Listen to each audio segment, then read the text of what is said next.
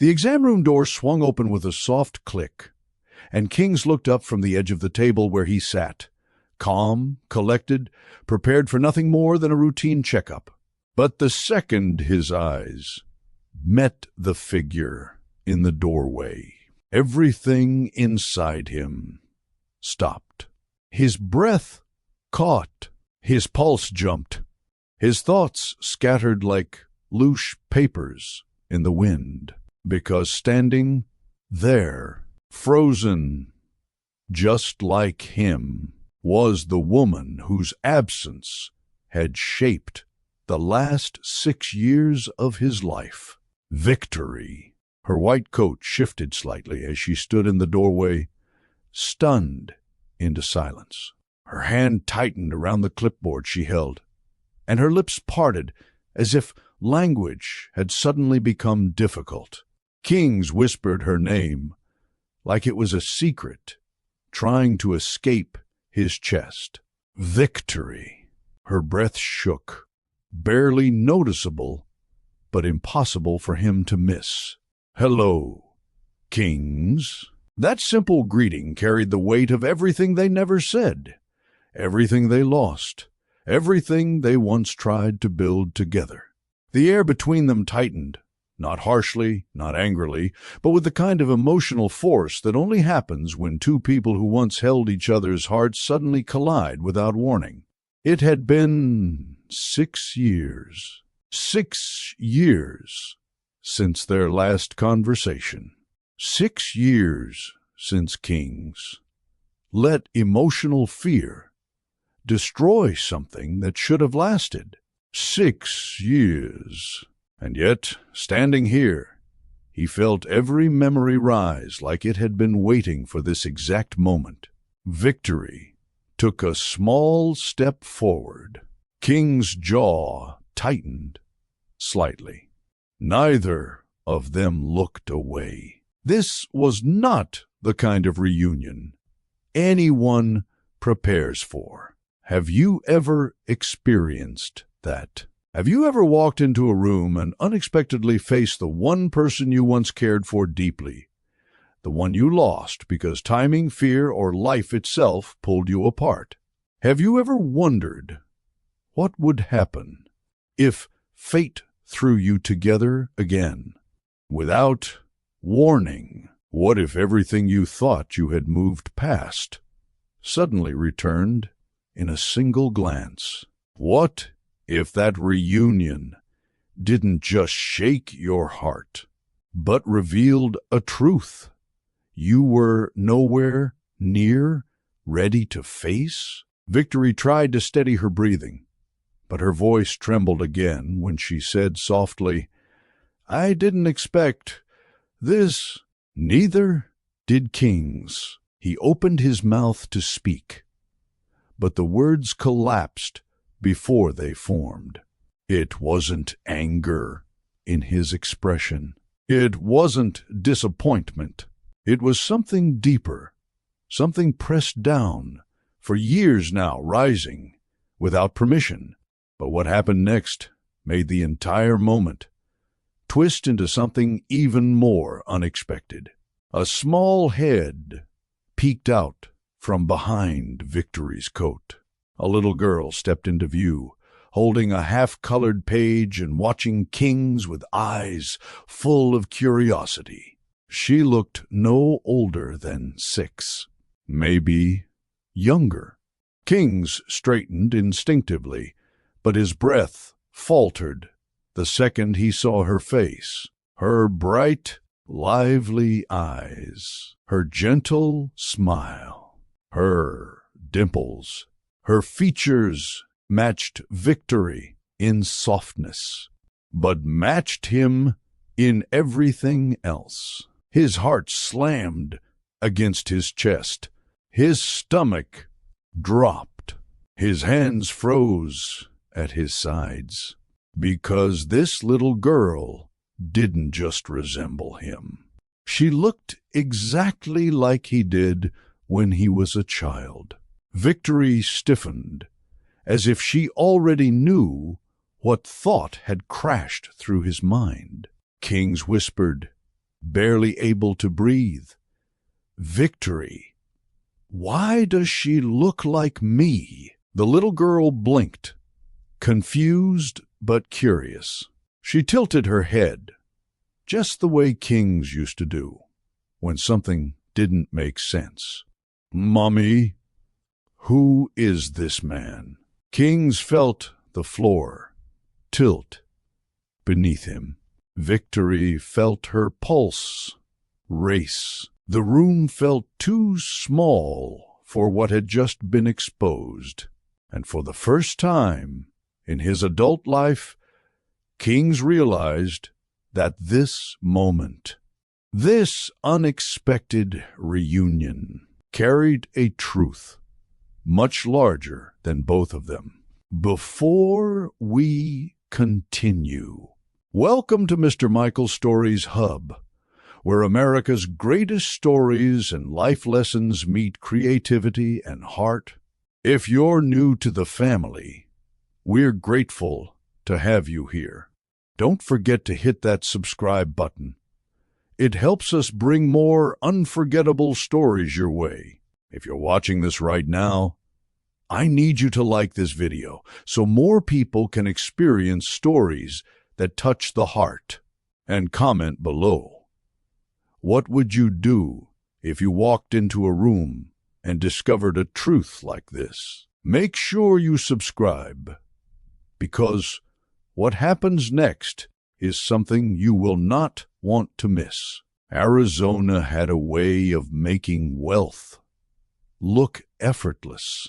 Wide stretches of desert light bounced off glass houses, expensive cars, and curated neighborhoods that seemed designed to impress.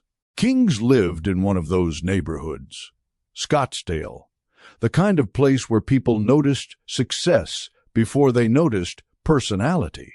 His home sat on the edge of a quiet street, spacious and perfectly maintained. The floor-to-ceiling windows reflected morning light. The backyard overlooked a trimmed landscape, and every room looked like it belonged in a luxury magazine. Kings owned the house outright, an accomplishment he never bragged about, but one that people constantly reminded him was impressive. But inside, the silence carried more weight than the walls did. Kings had built everything people admired, yet nothing inside that home felt lived in. He walked through the halls each morning. Like a man inspecting a museum he never asked to curate. The kitchen gleamed, but rarely held the smell of food. The living room was arranged neatly, but the couches had never known casual conversation. The bedroom was large enough for comfort, but cold enough to remind him that success came with a price he hadn't anticipated. Material wealth was something he mastered. Emotional wealth was something he never learned to earn. His upbringing had shaped that flaw long before he realized it. He grew up in a tight, structured household in Arizona, where silence was a sort of expectation. His father believed that feelings weakened discipline, and Kings absorbed that belief before he could question it. His mother cared deeply about appearance. Clean home, polite children, no emotional disruptions. If Kings cried, he was told to straighten up. If he felt confused, he learned to swallow the feeling quietly. Years later, as a grown man, he still measured his worth in achievements because emotional expression was never part of the blueprint. That blueprint shifted the moment he met Victory. The memory drifted into his mind often, especially on quiet mornings when nothing competed for his attention. She entered his life like color, entering a grayscale world. He remembered the first time he saw her, Warm brown skin, bright expressive eyes, and a laugh that filled the air without asking permission. She didn't walk into rooms. She arrived with presence. Kings had been invited to a small Phoenix community event by a coworker. He almost didn't go, but fate waited for him there in the form of Victory, surrounded by cousins who teased her affectionately and aunties who never missed a chance to comment on her beauty. She moved through the crowd with ease, as though everyone belonged. Kings found himself watching her, not because she demanded attention, but because kindness seemed to follow her like a shadow. She cooked, she joked, she hugged people freely, and when she finally introduced herself to Kings, she offered a smile that felt like a welcome. For a man who grew up holding everything inside, Victory was a world he had never experienced. She taught him softness without saying it, patience without forcing it, joy without conditions. He fell for her not because she tried to change him, but because she showed him a life he didn't know he needed. But the same flaw that made him admire her eventually destroyed what they had. Victory needed communication. Kings needed structure. She wanted openness. He responded with distance. She cried one night, explaining her fears and hopes, and he froze, unable to provide the comfort she needed. He didn't yell. He didn't dismiss her. But emotional silence can hurt louder than cruelty. And the worst part? He knew she was right. Their relationship cracked slowly, not loudly, but with a quiet ache that grew each time she tried to pull him closer, and he retreated without realizing it. Eventually, Victory walked away, not out of anger, but out of exhaustion. He respected her choice, even though it broke him in a way he never admitted. Now, years later, the emptiness of his perfect home reflected the regret he never voiced.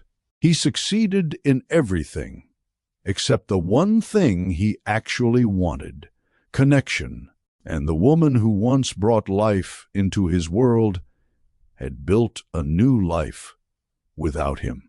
That truth lived in him quietly until the day he walked into the clinic and saw her again. Arizona's sunlight had a reputation for being bold, but that morning, something else woke Kings long before the sun seeped through the blinds. He opened his eyes suddenly, not because of noise or discomfort, but because a strange pressure sat heavy in his chest.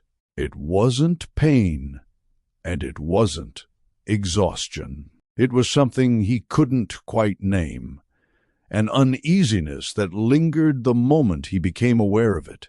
He sat up slowly, scanning the room. Everything was in its place, spotless and orderly, yet he felt unsettled, as if the air itself was waiting for him to acknowledge something. His bed, oversized and perfectly made, suddenly felt too empty. He rubbed a hand across his face and tried to shake off the feeling, but it clung to him like humidity before a storm. King swung his legs over the edge of the bed, stood, and walked across the polished floor. The reflection in the tall window showed the man everyone admired, successful, well-groomed, and in control. But the version of him in that reflection didn't match how he felt inside. His chest felt tight, not physically, but emotionally, as though a moment he wasn't prepared for was approaching faster than he could brace himself. He had a checkup scheduled for noon. A simple appointment he had already delayed 3 times. He told himself he was rescheduling because of work demands, But the truth was that he disliked dealing with anything connected to vulnerability, even medical vulnerability. His upbringing had conditioned him to push through discomfort and never look inward unless absolutely necessary. Still, today, something urged him to go. Something in that early, uneasy morning told him he needed to show up. After showering and dressing, he stepped outside. The Arizona morning greeted him with warm air and clear skies. His charcoal gray SUV gleamed in the driveway. King slid into the driver's seat, but instead of starting the engine, he sat for a moment, hands resting on the wheel, wrestling with the sense that today would not be an ordinary day. Why do I feel like something's waiting for me? He muttered.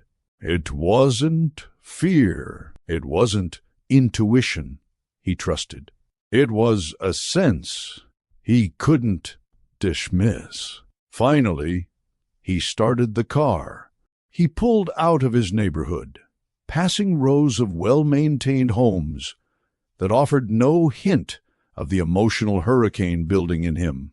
The roads were smooth, and traffic was light. His playlist played softly, but he barely heard it. His mind drifted through thoughts he didn't ask for, memories he had pushed aside long ago, but still lingered beneath the surface.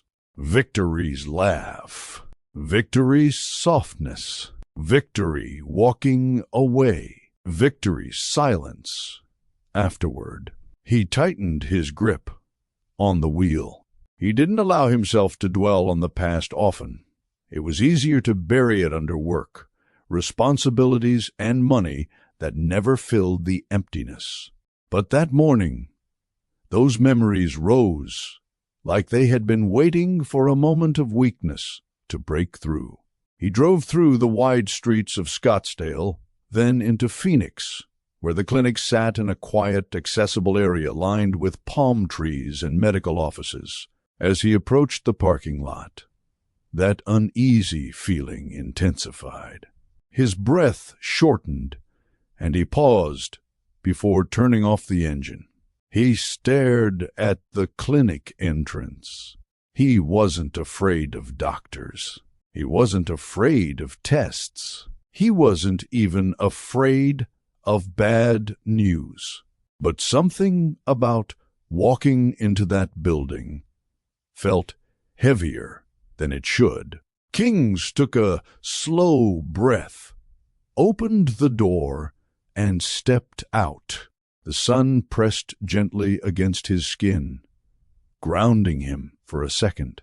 He walked toward the clinic entrance, each step feeling strangely significant, like his body knew something he didn't. Inside, the atmosphere was calm.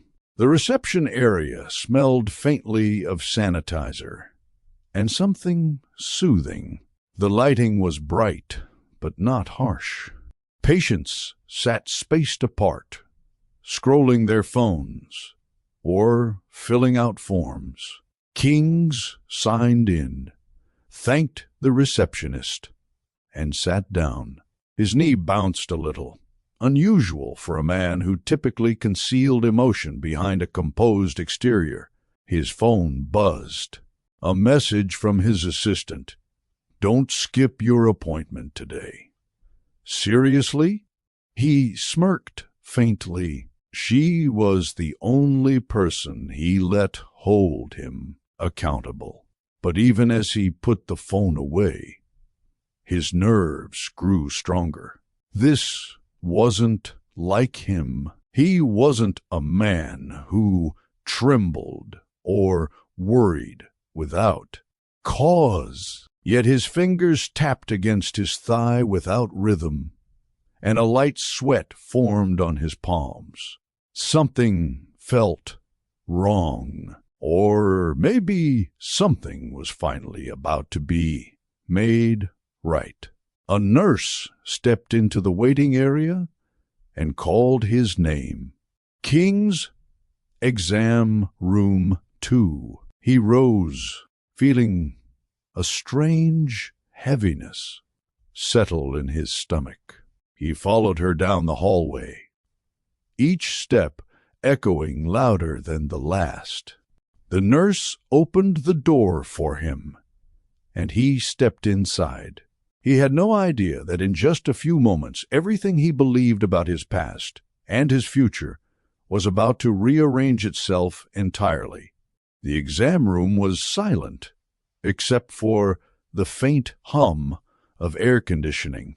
King sat on the edge of the table, waiting for a doctor he assumed would be a stranger.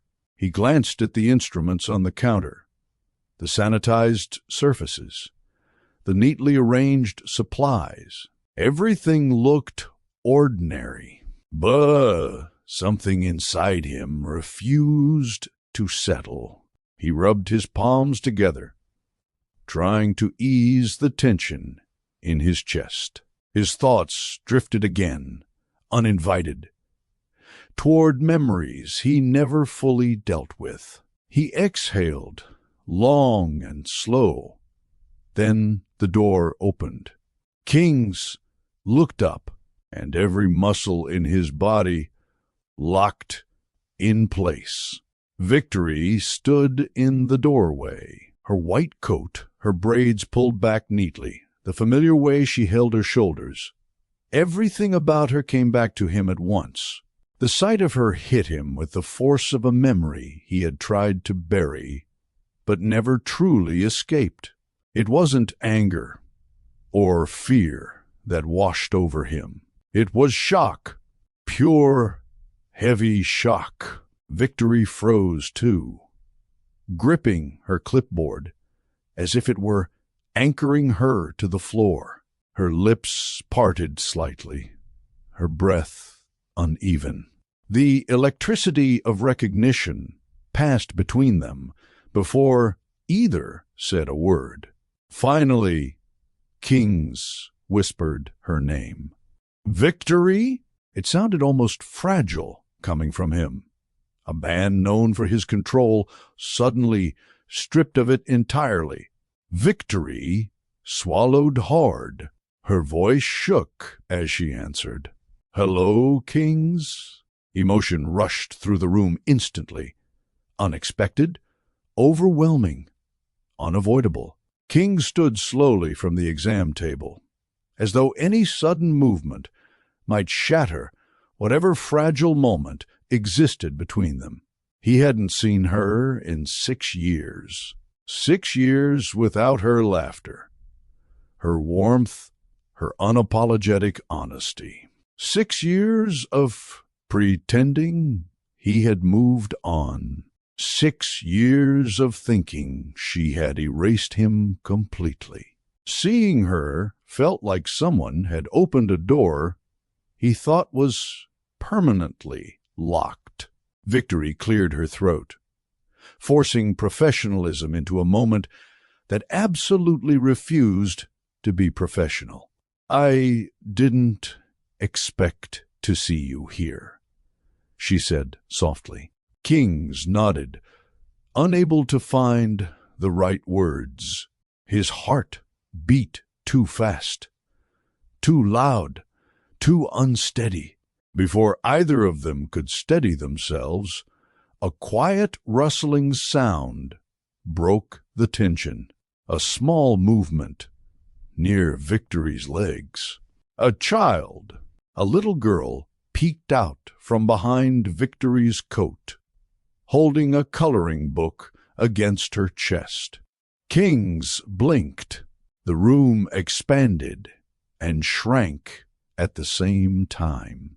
The little girl stepped forward, curious and unafraid, her big bright eyes scanning Kings with open interest. She appeared to be around 6 years old, maybe a bit younger.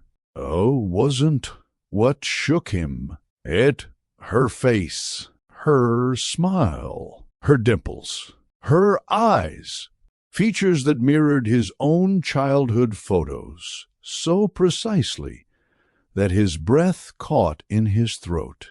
His heart stumbled. His knees nearly buckled. Victory froze completely, watching him with dread in her eyes. The little girl tilted her head at him, exactly the same way kings used to tilt his head whenever he was confused as a child. The familiar gesture hit him like a punch he didn't see coming. He whispered, barely strong enough to carry the words, "Victory.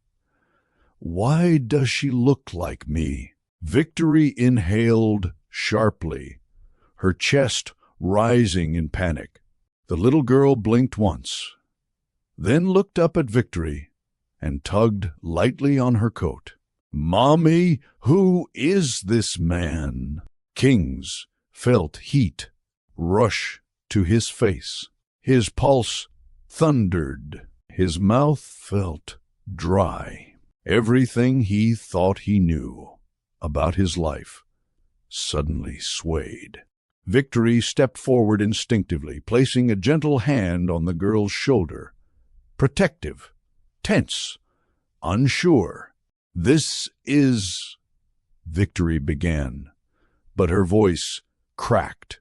Kings stared at the child again, unable to look away. It wasn't imagination. It wasn't coincidence. Something deep inside him recognized her in a way words couldn't explain. Victory attempted again, this time quieter. "This is someone Mommy used to know." The girl looked between them, confused but curious. She studied Kings for a long moment, his eyes, his posture, his expression, as if trying to solve a puzzle. King swallowed, struggling to steady his voice. "Victory, tell me what's going on." Victory's eyes shimmered with something he had never seen from her. Fear mixed with guilt and something heavier. "We can't do this in here," she whispered. Not in front of her, but Kings couldn't unsee it. He couldn't unfeel it. He couldn't disconnect from the truth, staring back at him with innocent eyes. The little girl nudged Victory again. "Mommy, why are you shaking?" Victory closed her eyes, as though the universe had pushed her into a corner she'd spent 6 years avoiding. Kings took a step closer, not aggressive, not demanding, just desperate for an answer. "Victory, why does she look like me?" Victory's lips trembled. Her breath hitched. She opened her mouth, but whatever confession she intended to give was interrupted by the little girl stepping fully between them, smiling brightly at Kings as though none of the tension existed. And with that single innocent gesture, everything Kings thought he knew about his past began to shift. Victory's hand tightened around the clipboard as the little girl's smile lingered in the room like a spotlight exposing everything she had tried to protect for 6 years. She felt her breath growing thin, her heartbeat quickening in a way she couldn't mask. Her mind spun with thoughts she didn't have time to sort. She needed to move. She needed space. She needed to think. "Kings, we can't do this here," she whispered, forcing steadiness that didn't reach her eyes. Not in front of her. The little girl remained in the doorway, watching the adults with quiet curiosity, unaware that her presence had just shattered the ground beneath them. King stood frozen, unable to tear his eyes away from the child's face. His face reflected back at him through her innocent features. Victory placed a gentle hand on the girl's shoulder. "Sweetheart, Go back to Mommy's office for a moment. I'll be right there." The girl nodded, still glancing at Kings, as if she sensed the storm behind his stare. When she finally skipped down the hallway, Kings exhaled, shakily, as though her departure released a pressure he didn't know he was holding. Victory gestured stiffly. "Come with me." Kings followed her into the hallway, neither speaking. Victory walked quickly, her posture tense, her breathing uneven. She opened her office door and stepped inside. Kings entered after her, and she closed the door behind them, leaning against it for a moment as though bracing herself. The silence broke. "What is going on, Victory?" Kings asked, his voice low but strained. "Why does she look like me?" Victory flinched at the question she had hoped never to hear. She straightened her coat, as if adjusting fabric could steady her thoughts. But nothing about this moment felt controllable. "I told you," she murmured, "this isn't the place for—" "This is the place," Kings interrupted, his tone cracking under pressure he wasn't equipped to contain. "Because I walked into a clinic, expecting a checkup. Not my past. Standing beside a child who looks like she could have been pulled straight out of my old photo album." Victory's throat tightened. She turned slightly away, her hand rising to her forehead. "I didn't plan this," she said quietly. "I didn't prepare for this day." King stepped closer, not aggressively, but with a wounded urgency she had never seen in him before. "I'm not angry," he said. "I'm lost. I'm confused. I'm scared. Victory, I need you to be honest with me." Those words, "I'm scared," made her freeze. Kings had never said anything like that in all the years they were together. Vulnerability had always been the one thing he held hostage. Victory swallowed hard. "Fo, please, sit down." "I can't," he whispered. She understood. His world had tilted, and she could feel the weight of it pressing into the walls of the tiny office. Victory paced once, then stopped. Her hands trembled. Her voice refused to cooperate. She had planned so many things for her life, but never a moment like this. Never a confrontation she had avoided for 6 long years. Kings watched her with eyes full of something she had never seen from him before. Hurt mixed with desperate hope. Finally, Victory sank into her chair, elbows on her desk, hands pressed against her forehead. "I didn't want today to happen," she said softly. "Not like this. Not without time. Not without a plan." Kings leaned against the counter behind him, arms folded tightly, not defensive, but holding himself together. "Victory.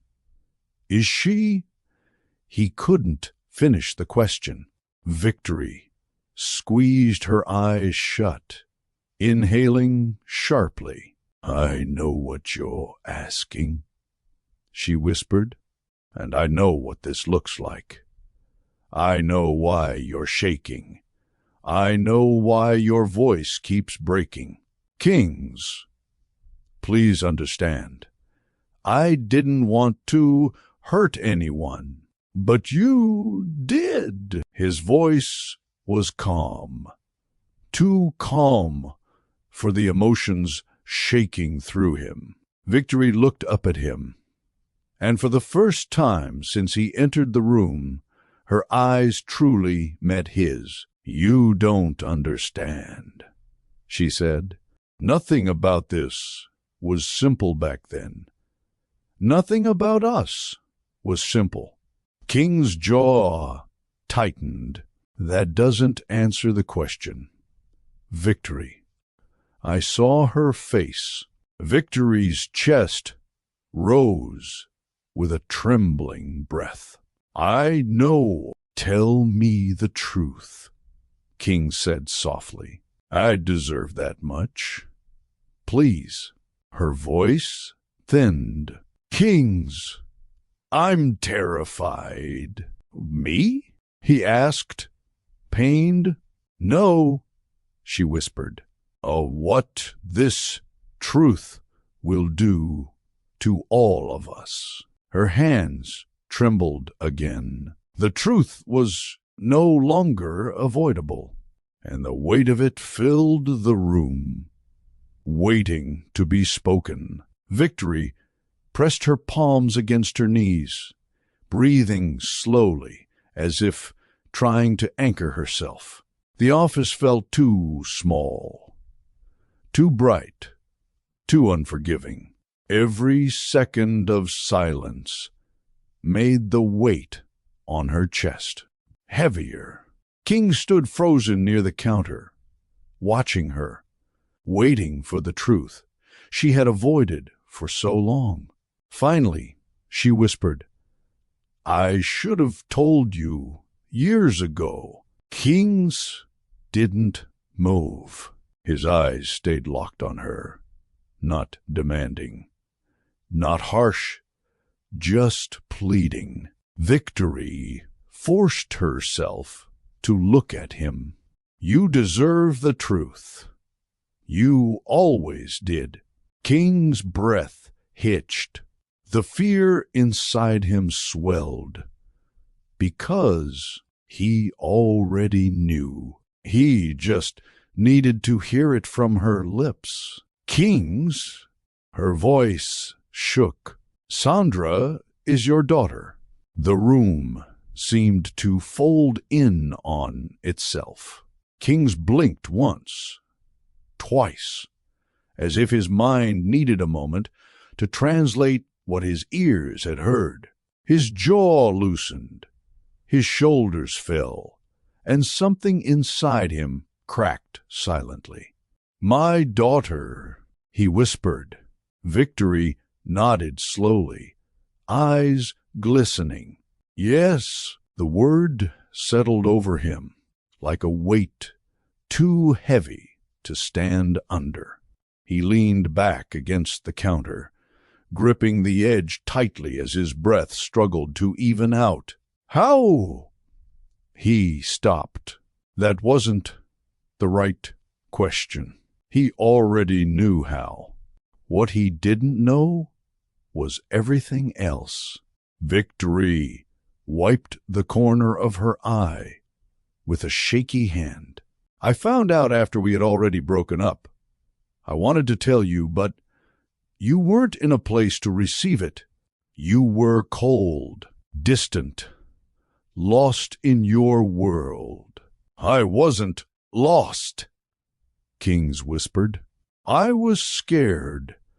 I didn't know how to show anything." Victory closed her eyes. "Exactly. And I refused to raise a child around that."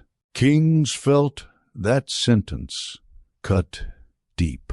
He looked down, the shame swallowing him whole. Victory continued softly.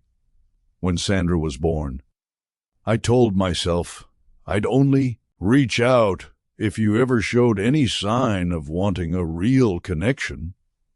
But you never came back. You respected my silence, and I mistook that for you moving on." Kings exhaled sharply. "You think I moved on?" "Victory, I spent 6 years trying to pretend I didn't ruin the best thing that ever happened to me." Victory's breath caught, but she held firm. Pretending is what scared me most. I didn't want Sandra growing up feeling invisible in her own home. Kings felt his throat tighten. He ran his fingers through his hair, pacing a slow step before stopping again. So for 6 years, she lived without knowing me. She lived, Victory whispered. She laughed. She learned. She grew. She had love. She just didn't have a father. Kings braced himself against the wall, eyes stinging. The realization hit him with a force he could barely survive. I missed her first words. His voice cracked. Her first steps. Her first day of school. Everything. Victory nodded silently, tears falling now. I wasn't there when she cried. He swallowed hard. I wasn't there when she laughed. His voice strained. I wasn't there for anything. The guilt suffocated him. It pressed into his chest until he could barely breathe. Victory stepped forward a little, voice softer. I didn't do it to punish you. Kings looked up sharply, tears gathering. But I'm punished anyway. Victory clasped her hands together, her own heart twisting. I was young, hurt, uncertain. I didn't know how to raise a child with a man who couldn't show his feelings. I made a choice based on what I knew at the time. Kings nodded slowly, pain etched into every line of his face. And if I had known she existed, everything would have been different. Victory didn't argue. She let the truth sit there. Kings lowered his head. I'm her father, and she doesn't even know my name. That sentence broke him. Victory took a breath that shook her entire frame. Kings, you can still build something with her. She's smart, curious. She won't reject you. But I rejected her without knowing, he whispered. That's not what happened. It feels like it, King said softly.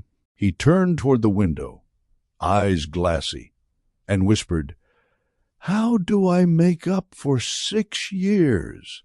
Victory didn't answer immediately. She studied him not as the man she once dated, but as the man standing before her now, raw, cracked open, no longer hiding behind armor.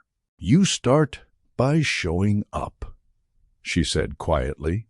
Not perfectly, not instantly, just consistently. Kings nodded slowly. Then the magnitude of reality washed over him again. My daughter, he repeated in a broken whisper. All this time, she was right here in the same city, and I never knew. Victory placed a hand over her heart. I'm sorry, Kings. Truly. He wiped his face, overwhelmed, stunned, grieving the years he lost, and terrified of the years ahead. But beneath all that fear was an undeniable truth. He wanted to know Sandra. He wanted a chance. He wanted to begin again, and he prayed it wasn't too late. Victory wiped the last of her tears as she tried to regain her composure.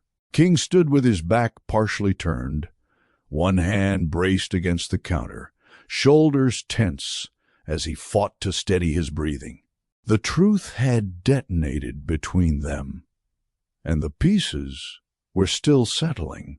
Neither spoke, neither moved. The silence was heavy, but not empty. More like a pause life, demanded so both could gather the strength to continue. Victory finally whispered, "Kings, I know you're hurting."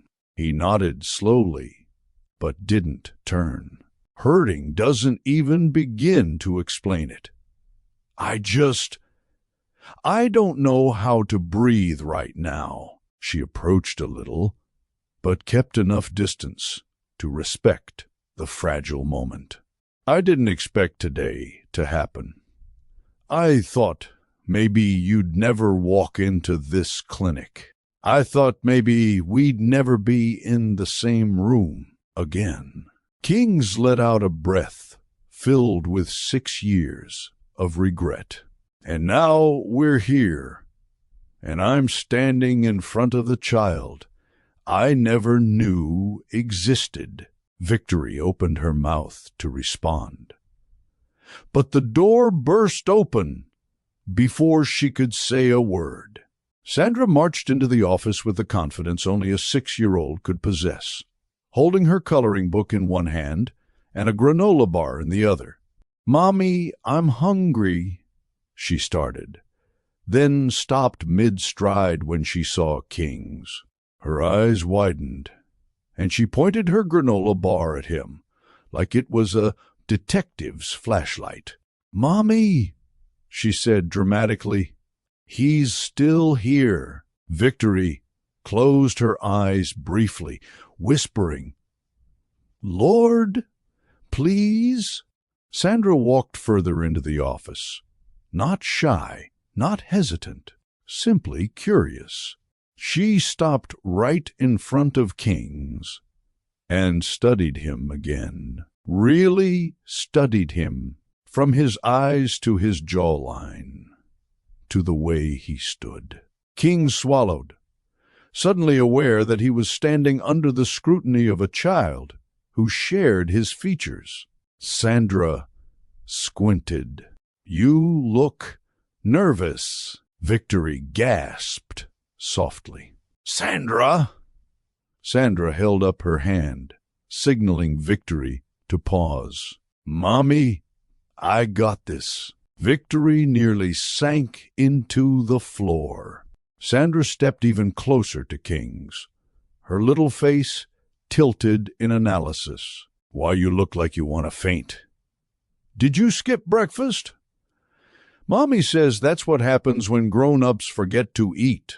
Kings almost laughed, but emotion clogged his throat too much to let the sound escape. He knelt down slowly so he wouldn't tower over her.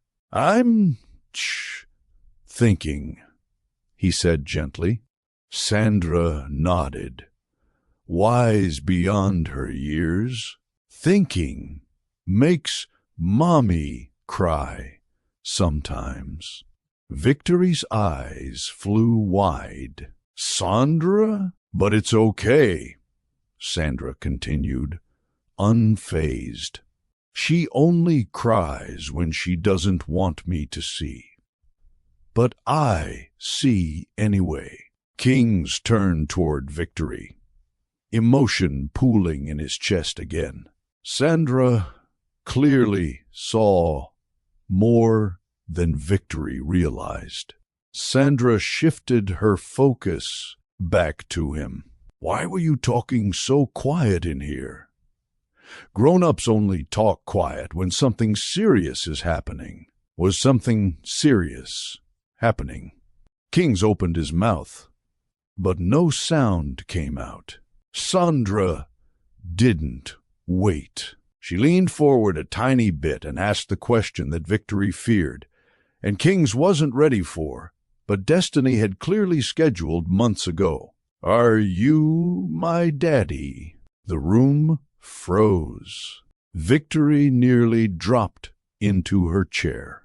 Kings felt like the ground beneath him shifted again, but this time the shift was softer, like something fragile breaking open, not shutting down. Sandra blinked at him, waiting innocently. King's eyes warmed with something unfamiliar. Fear mixed with longing, panic mixed with tenderness. He swallowed and whispered, "Why do you think I might be?" Sandra shrugged, casual as ever. "Because you have my nose?" Victory covered her face with both hands. "Sandra, sweetheart." "And," Sandra continued confidently, "you were looking at me like you knew me, but couldn't figure out how." Kings let out a shaky breath. Her perception was sharp. Too sharp. Sandra lifted her chin. "So I want to know, are you my daddy or not?" Victory stepped forward quickly. "Sandra, honey, this is complicated. Mommy and Kings were just talking about it." "No," Sandra said, turning to her mother. "It's not complicated. It's a yes or no question." Kings couldn't help it. An emotional, soft laugh escaped him. Then he wiped his face quickly, realizing a tear had slipped down. He knelt a little closer. "Sandra," his voice cracked again, "I didn't know about you. Not until today. I didn't know you existed." Sandra blinked. "So you didn't leave me on purpose?" King shook his head firmly. "No, never." Sandra considered this thoughtfully. Victory watched, heart pounding, breath shallow, unsure where this was going. Sandra finally nodded with certainty. "Okay then.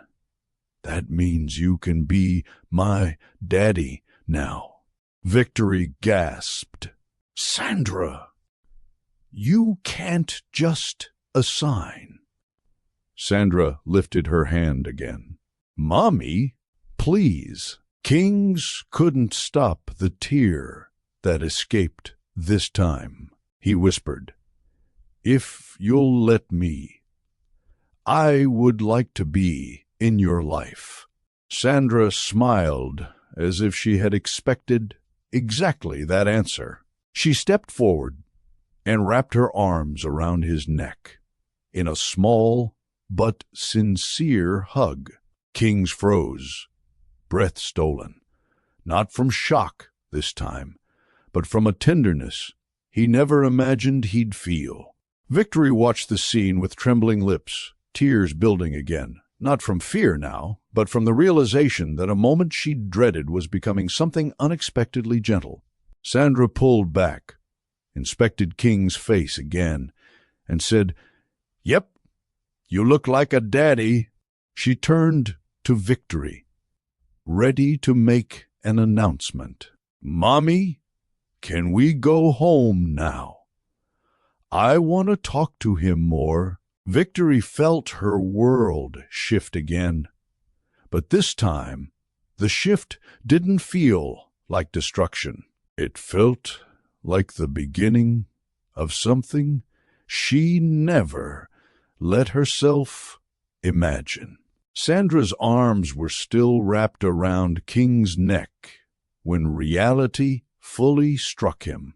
The warmth of her small embrace traveled straight to a part of his heart he didn't know existed. He held perfectly still, not because he was afraid to move, but because the moment felt like something sacred, something he didn't want to break by accident.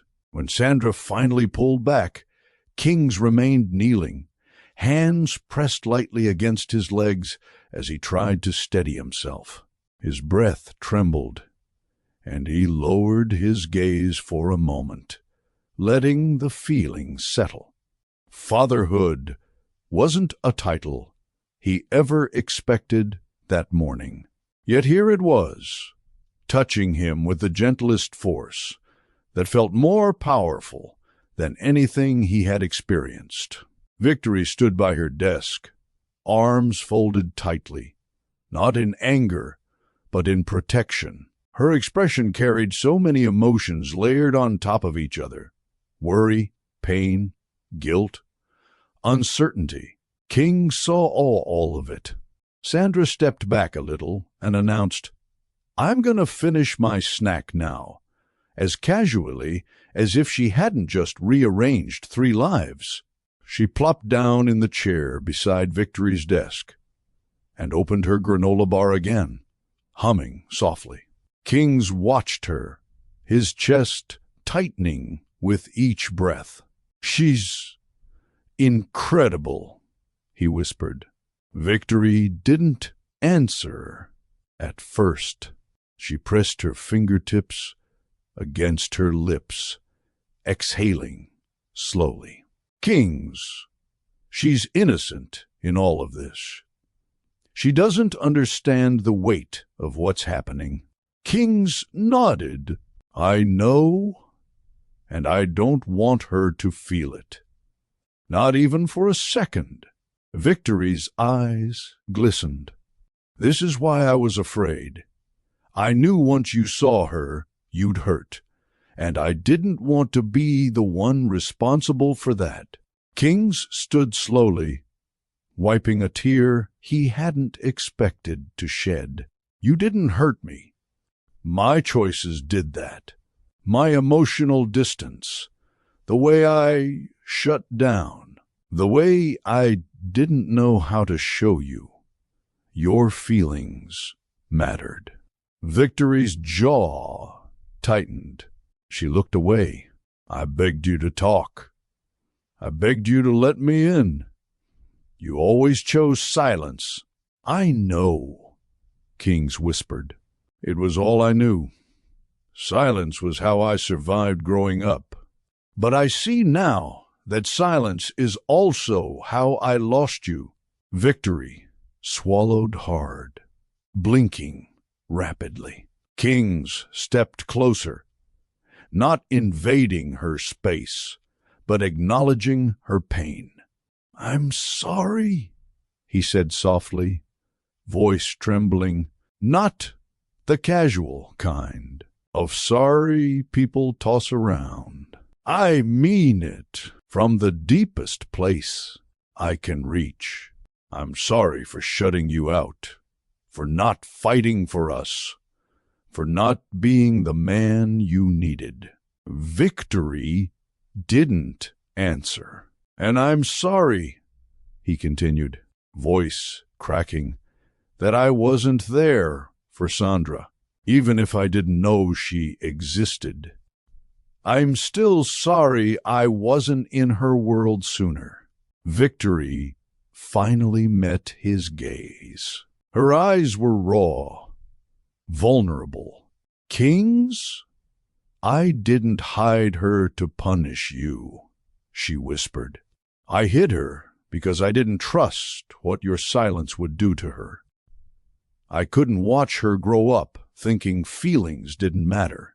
"I understand," King said, "and I hate that you were right to think that. But I don't want to be that man anymore." Victory let out a breath, slow, steady, exhausted. "Change doesn't happen overnight." "I'm not asking for overnight," Kings said. "I'm asking for a chance, a real chance, to know her, to be present, to learn how to show up even when I'm scared." Victory studied him carefully, searching for the sincerity she needed to hear. And for the first time, she didn't see a guarded version of him. She saw a man broken open, fighting to build something from the pieces. Sandra suddenly chimed in from the chair. He looks serious, Mommy. Kings let out a breathy laugh, and Victory couldn't stop a tiny smile from forming. Sandra added, Serious means he not lying. That's what you said last week. Victory covered her face. Sandra, please. Kings knelt again, so he and Victory were on eye level. I won't be perfect, I know that, but I'll try with everything I have. I'll try for her. And I'll try for you too, if you let me. Victory's eyes softened, just a little, but enough for Kings to notice. This a lot, Kings, she whispered. I know, he said, but losing you taught me something. Trying is better than doing nothing, and I've done nothing for too long. Sandra hopped off the chair and walked between them, taking both of their hands. Okay, she declared. Now can we go home? Mommy, you said you were done talking grown-up talk. Victory looked at Kings, torn between fear and a feeling she hadn't allowed herself in years. Hope. Sandra's small hand rested in King's left palm, and her other hand tugged gently at Victory's fingers. The simplicity of her gesture contrasted with the emotional earthquake still settling in the room. Kings looked down at her tiny hand wrapped around his, and for a moment he forgot how to breathe. Victory cleared her throat and gently pulled Sandra closer. Sweetheart, Mommy still needs a moment. Sandra crossed her arms dramatically. But you've been having moments all day. Victory's eyes widened. Sandra. What? Sandra said. Innocence replaced with a child's bold honesty. You cried in the bathroom this morning. I heard you. King's head turned sharply toward Victory. She froze. Sandra? Why would you say that? Sandra shrugged, her face solemn. Because it's true. And because you told me people can't fix what they pretend ain't broken. Victory closed her eyes, devastated and impressed at the same time. Kings felt something settle heavily inside him. Not guilt this time, but a strong understanding of the emotional burden Victory had carried alone. You cried? He asked. Softly, Victory pressed her lips together. Mothers cry sometimes. It doesn't mean anything bad. Sandra blinked at her. It means you're sad. Victory sank down into her chair, defeated. Sandra, please. But Sandra wasn't done. She turned toward Kings, suddenly becoming far more serious than a child her age should be. Mommy cries when she thinks nobody sees, she said softly. She cries when she's tired, or when she's scared, or when she reads letters from people who make her upset. Victory gasped quietly. Sandra. King's chest tightened. Letters? Bills, Sandra corrected, as if she were 90 years old. Sometimes Mommy talks to God about them. She says, Lord, please help me stretch this check. Victory covered her face. Oh, my God. Kings stepped closer, voice gentle. Victory. Why didn't you tell me things were hard. Because it wasn't your responsibility, Victory said firmly. Made choices. I deal with them, but you shouldn't have had to do it alone, Kings replied quietly. Sandra pointed at him. See? That's what I said. Victory whipped her head toward her daughter. When did you say that? The day the light almost got cut off, Sandra answered casually. Victory nearly slid out of her chair. Sandra, Kings froze again. Victory, you didn't tell me any of this. You weren't there to tell, Victory whispered. What was I supposed to do? Show up at your office with a baby on my hip and say, surprise? No, you had your world. I had mine. Sandra watched them both carefully, her eyes narrowing like a tiny judge preparing to give a verdict. You two talk too quiet, she announced. If you're gonna be in my life, you gotta talk loud so I can hear. Kings couldn't help the faint smile forming. I'll keep that in mind. Sandra placed her hands on her hips. Good. And also, you gotta smile more. Mommy says you used to be mostly serious. Victory's eyebrows shot up. Sandra Abeni. What? Sandra insisted. He looks nicer when he smiles. Kings let out a soft laugh. It wasn't just amusement. It was relief, gratitude, and something new blooming in his chest. He knelt again so he could meet Sandra's eyes. What else do you think I should do? He asked. Sandra tapped her chin with exaggerated thoughtfulness. You should be around. Like, actually around. Not disappear. Victory nearly choked on air. Disappeary is not a word. It is now, Sandra replied confidently. Daddy needs to learn new words if he gonna hang out with me. Kings froze again, not because she used the word daddy, but because it felt natural coming from her lips. Didn't punch him the way it did earlier.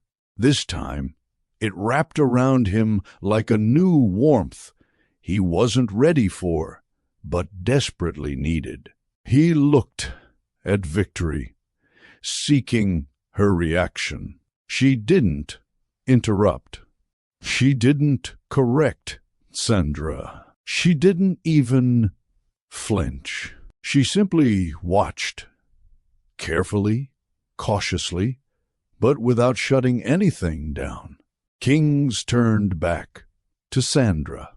I want to be around, he said softly.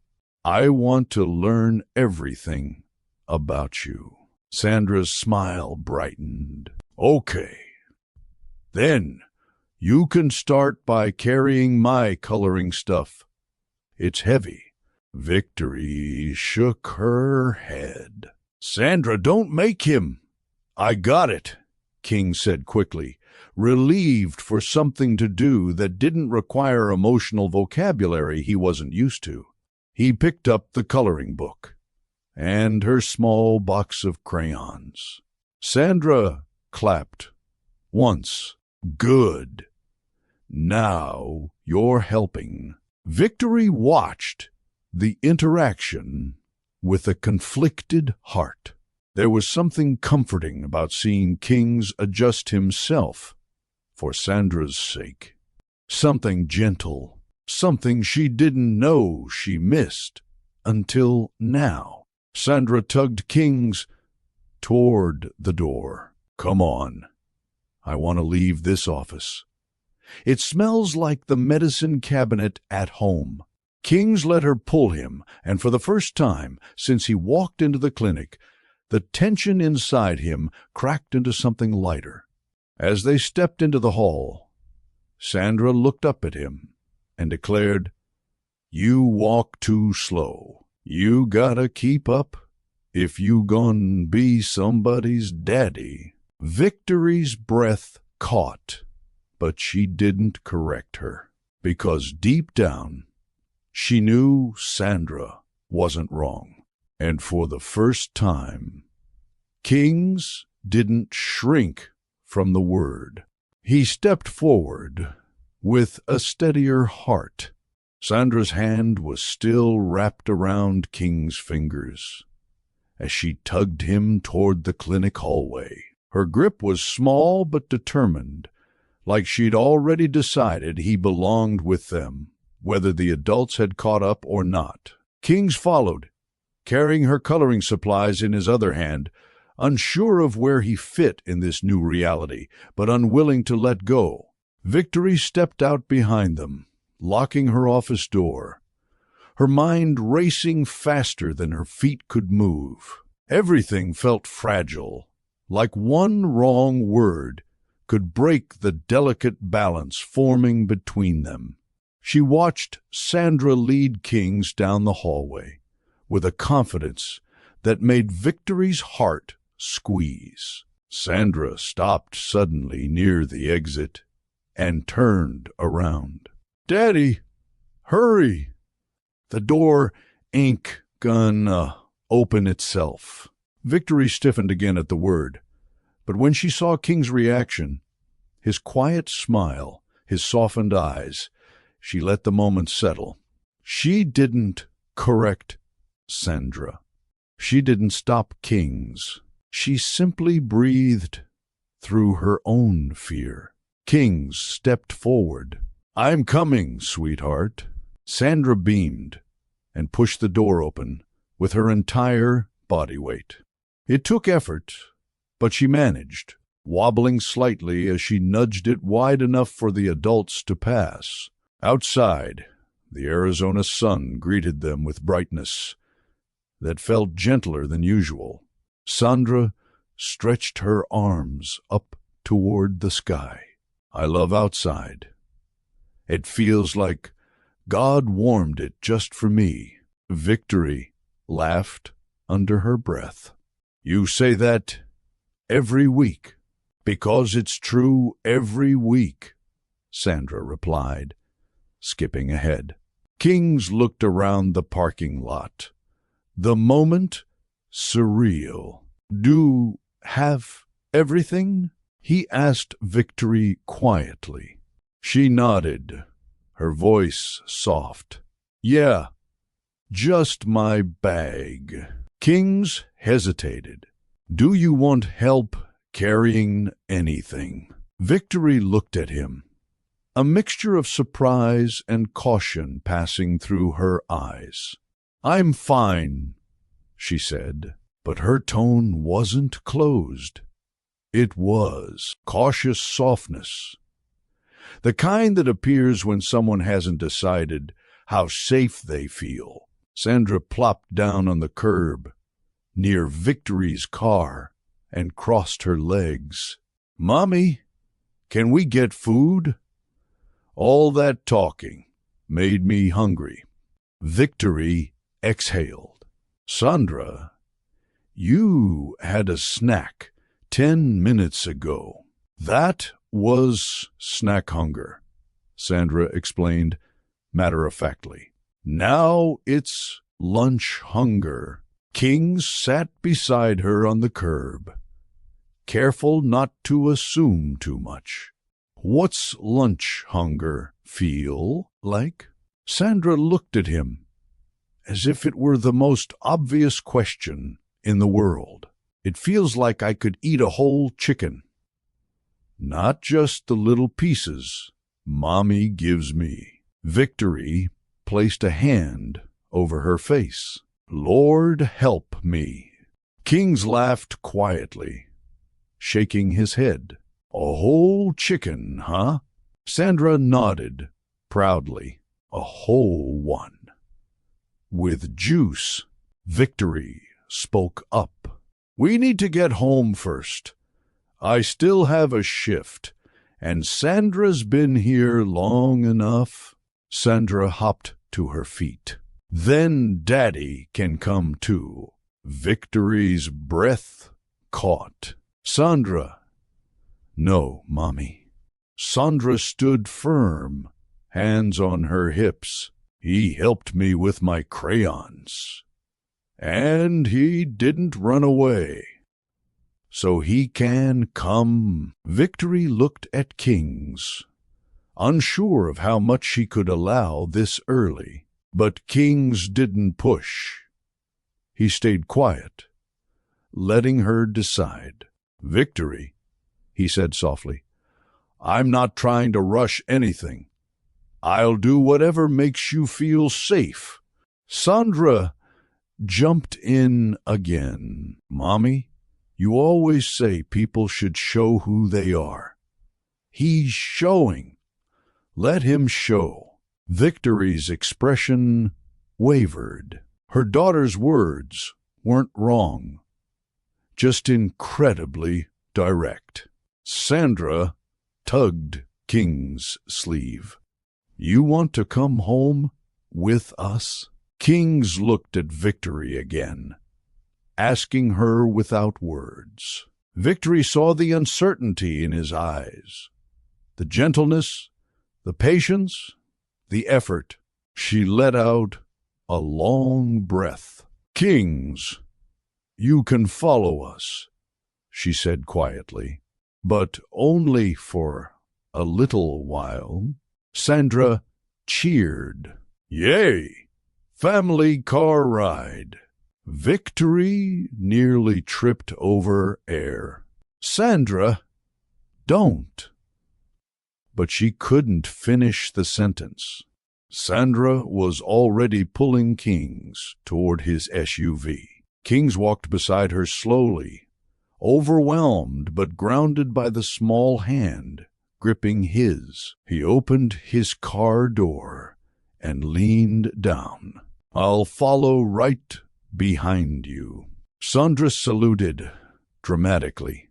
Yes, sir, Daddy. Victory groaned softly. Sandra, but Kings only smiled. He didn't flinch. He didn't panic. He didn't correct her. Something in him settled at the word now. Not as a title he had to earn instantly, but as an invitation he desperately hoped to grow into. Victory lifted Sandra into her booster seat, while Kings climbed into his vehicle. As he waited for Victory to pull out, he watched her adjust Sandra's straps with the gentle precision only a mother could have. He felt admiration, guilt, wonder, and something new, something warm, beginning to form inside him. Victory buckled herself in, glanced into her mirror, and caught King's eyes through his windshield. He nodded at her. She nodded back. It wasn't forgiveness, wasn't certainty, but it was a beginning. Sandra waved wildly from the back seat. Come on, Daddy. Don't get lost. Kings laughed, a real laugh this time, and followed behind Victory's car as they drove out of the clinic parking lot. For the first time in 6 years, he didn't feel alone on the road. He felt like he was being led somewhere he was meant to go. Victory's car rolled into the quiet Phoenix neighborhood she had lived in for years. The sun was beginning its slow descent, casting a soft warmth. The street! Kings followed behind her, gripping the steering wheel with a mix of nerves and anticipation. He had never imagined his day would end like this, driving behind Victory and Sandra, heading toward a home he had never stepped foot in, a home that held 6 years of moments he missed. When Victory parked, Sandra unbuckled herself before her mother even opened the door. She hopped out and sprinted toward Kings's SUV, tapping on his window with both hands. "Come on, Daddy. You walk slow and drive slow." King stepped out, shaking his head with a smile that surprised even him. "I was right behind you, sweetheart." "Barely," she said, grabbing his hand again. "Come on. Mommy's house is small, but it's cozy. You gotta see it." Victory approached, keys in hand, trying to look composed. "Sandra, give him a moment." "Nope," Sandra declared. He had moments earlier. "Now it's tour time." Victory closed her eyes briefly, whispering something to herself before unlocking the door. "Okay, fine. But behave." Sandra gasped dramatically. "I always behave." Kings and Victory exchanged a look. Both knew that sentence was a lie. The moment King stepped inside, he felt something hit him, not physically, but emotionally. Victory's home felt alive. The air smelled like vanilla and something warm, maybe the remnants of breakfast. Soft colors filled the living room, calming earth tones mixed with small pops of brightness only a child could add. Family photos lined the shelves, each capturing laughter, birthdays, hair days, and childhood moments. Drawings were taped to the fridge. A pair of little shoes sat near the doorway. A blanket rested unevenly on the couch where Sandra had obviously curled up recently. The place felt lived in, loved in. Very unlike his mansion. His home was polished, spotless, expensive, yet lonely in ways he never admitted. "This home breathed." Sandra took his hand and dragged him further inside. "Okay, first rule. Don't touch Mommy's candle. She cries when people mess with her candle." Victory groaned. "Sandra!" "What?" "It's true." Sandra continued her presentation, leading Kings to the small hallway. "This is Mommy's room. Don't go in there. She gets weird about it." Victory nearly tripped. "Sandra Abeni." Sandra pointed at the next door. "This is my room. You can go in here if you want, but only if you don't step on Mr. Fluffy. He's a bear, and he takes naps." Kings peeked in and smiled.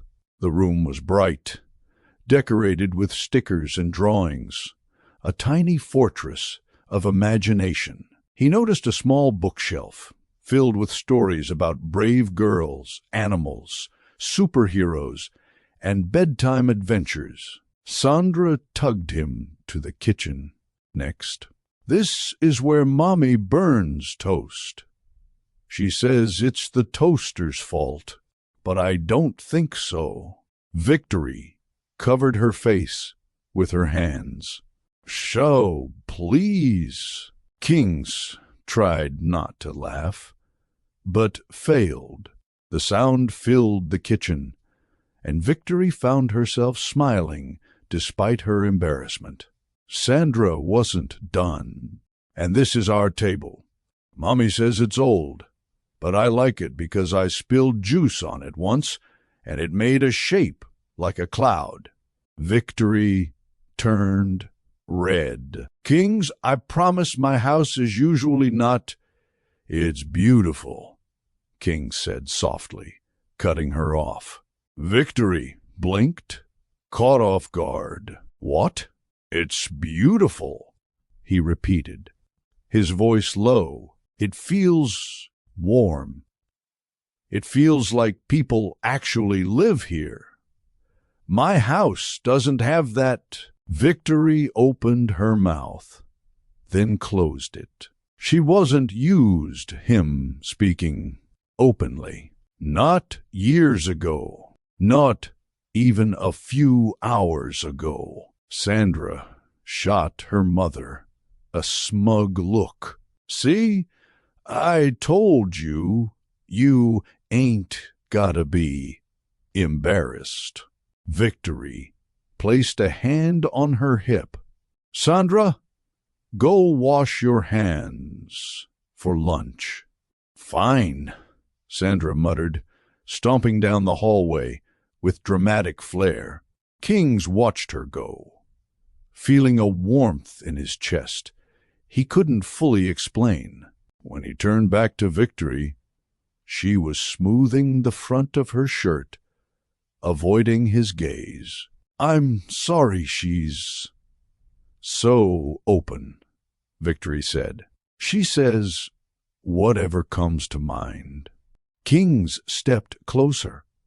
Not too close. Just enough. "It's one of the best things about her." Victory looked up at him, her eyes softening before she caught herself and looked away again. Kings smiled faintly. "You've made a good home for her." Victory swallowed. "I tried." "You did more than try," he said quietly. "You succeeded." She wasn't ready for compliments from him. Not yet, but she didn't shut down. She nodded slightly, and for the first time since he walked in, she let her guard down just an inch. Sandra reappeared, hands dripping water everywhere. "I'm ready. Let's eat." Victory sighed. "Sandra, towel." Sandra shrugged. "Wump." Kings chuckled. For the first time in 6 years, Victory's home held all three of them inside the same walls. And the beginning of something unexpected quietly took root. Sandra sat at the table swinging her legs, drumming her fingers against the wood, while Victory moved around the kitchen, preparing lunch. The warm scent of seasoned chicken and vegetables drifted through the small space, filling the home with a comfort Kings hadn't experienced in years. He stood beside the counter, waiting for instruction, like a man learning a new language. Victory handed him a stack of plates. "Could you put these on the table?" He nodded quickly, grateful for a task. As he set them down, he noticed Sandra staring at him with narrow eyes. "What?" he asked, with a faint laugh. "I'm watching to see if you do it wrong." Victory stifled a groan. "Sandra, it's okay," King said, placing the last plate down neatly. "Is this right?" Sandra studied the alignment. Yeah, you passed."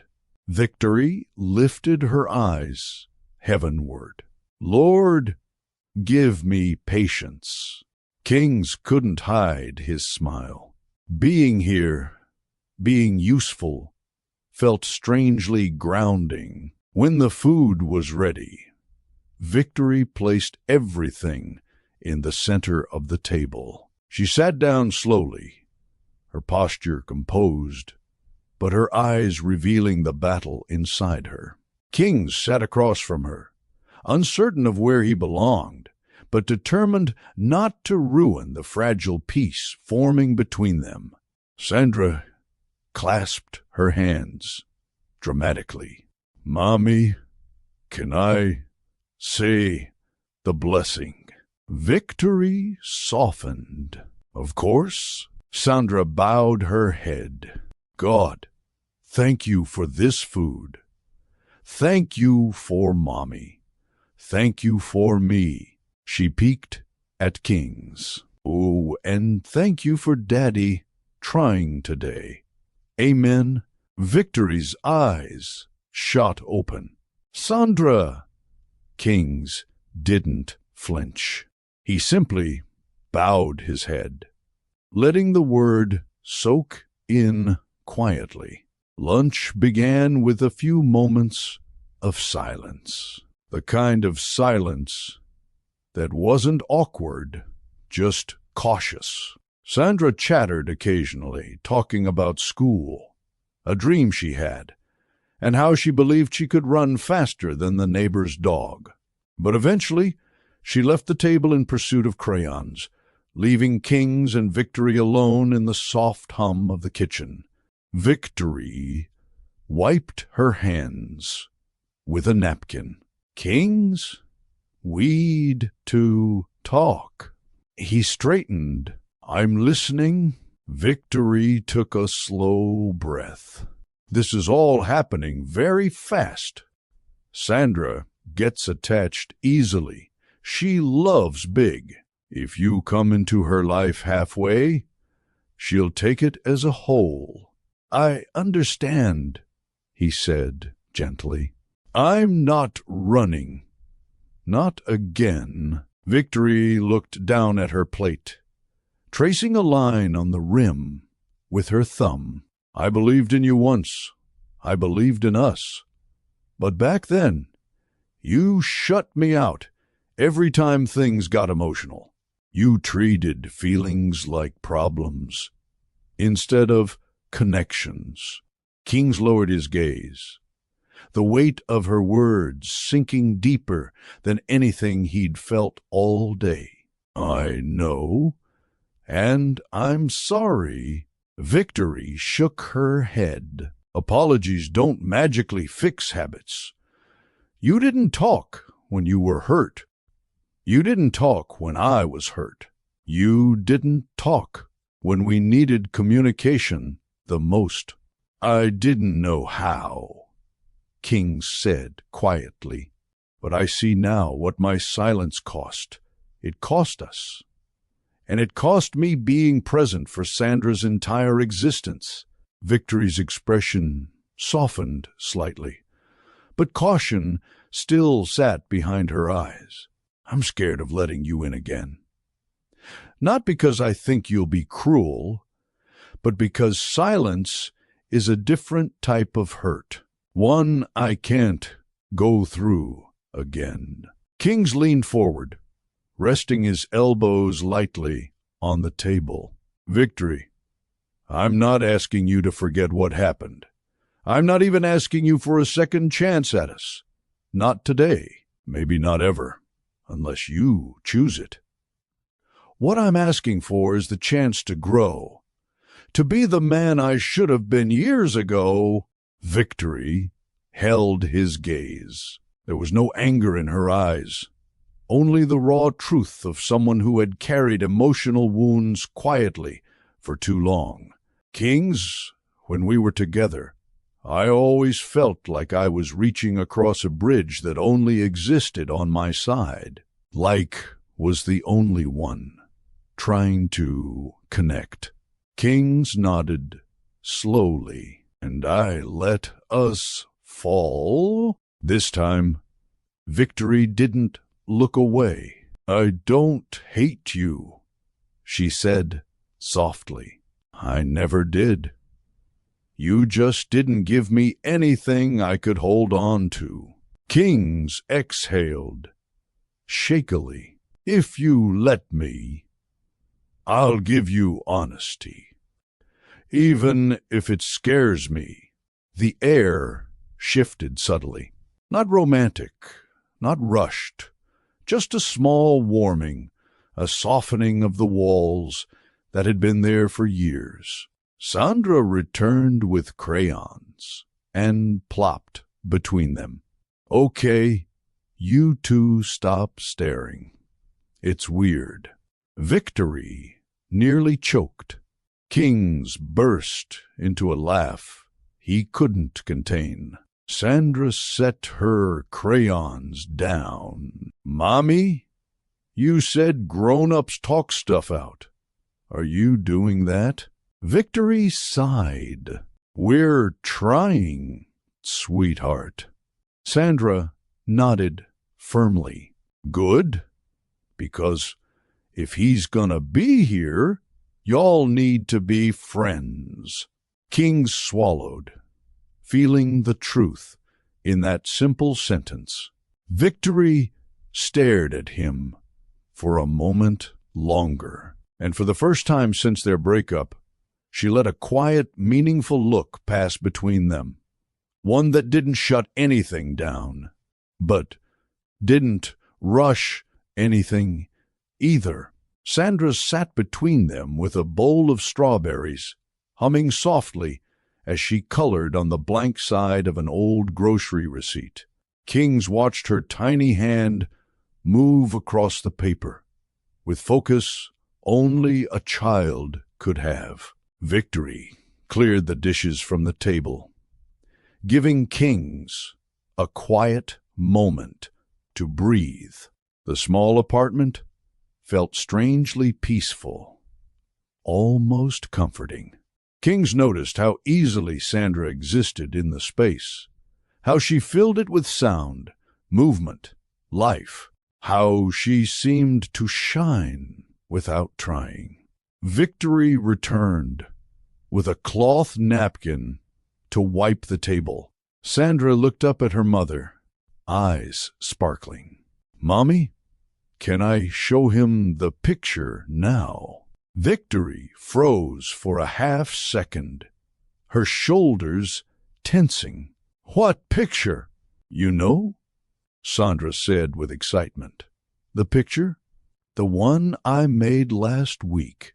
Victory's hand stopped mid-wipe. Her breath paused. No, Sandra, Victory said quickly. We don't need to. Sandra was already sprinting down the hallway. Sandra, Victory groaned. Oh, Lord. Why today? Kings blinked. What picture?